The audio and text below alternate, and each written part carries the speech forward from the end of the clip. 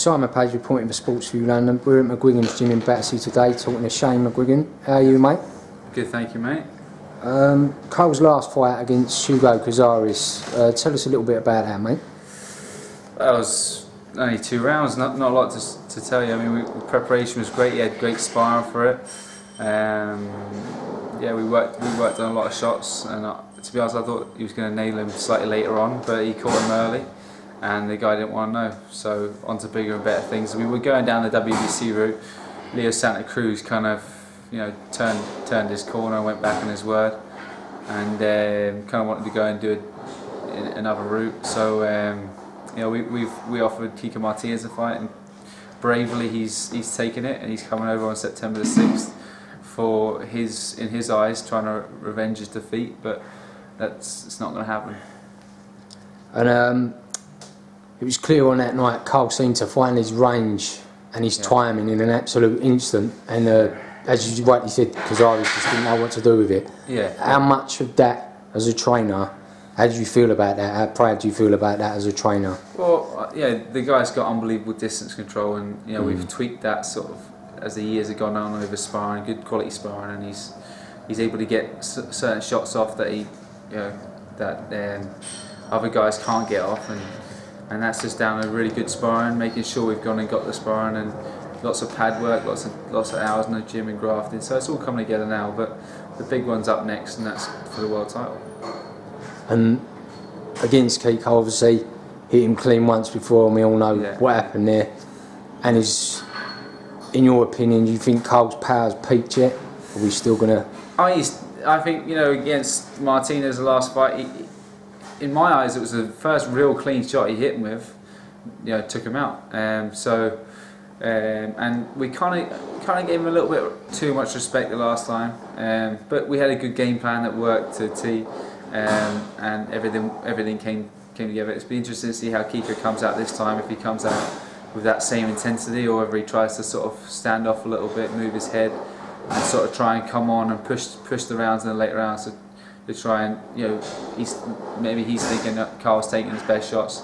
Let's try and push it in the later rounds and try and beat him on points. But that's definitely not going to happen, because he's fitter now than he was the first time. He's stronger now. He's punching harder. He's just a much better all-round fighter. His game's just come up in leaps and bounds. And Kiko's went on and won the world title, but I don't think he's improved anywhere near the same that Carl has.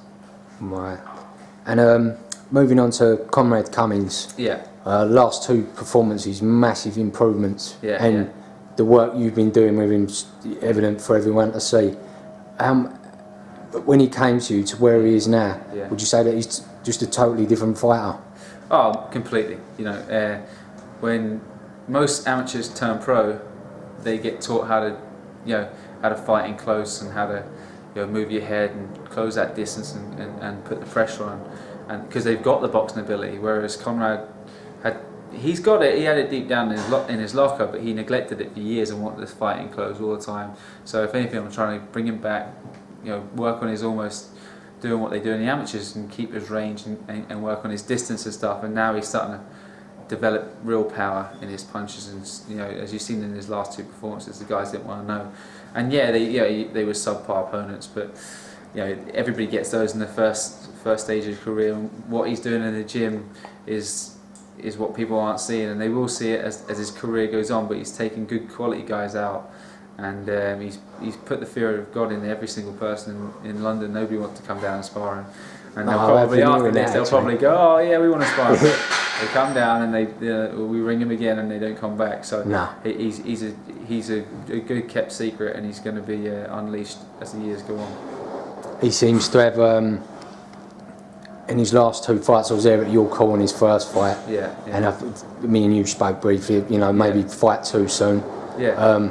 And then on the Cazares undercard and the last fight at the Waterfront, it just seemed that taking that step back and not loading up so much was just...